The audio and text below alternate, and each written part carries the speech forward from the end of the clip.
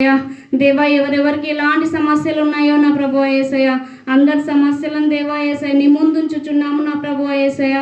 ఇంకా మా దేశాలు నా ప్రభువా యేసయ్య, నా రాష్ట్రాలు నా ప్రభువా యేసయ్య, దేవా ప్రభువుని ఎరగాలి దేవా.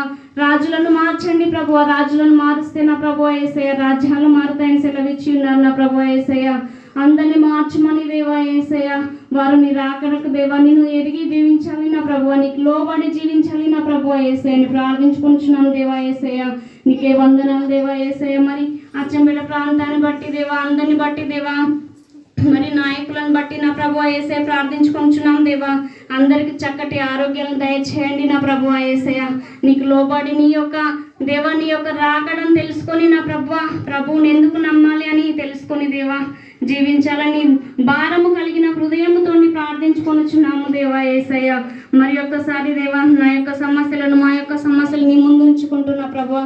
నాకు కల్పించినటువంటి అవకాశాన్ని బట్టి దేవా యేసయ్య నామంలో అడిగి వేడుకుంటున్నాను మా తండ్రి. ఆమేన్.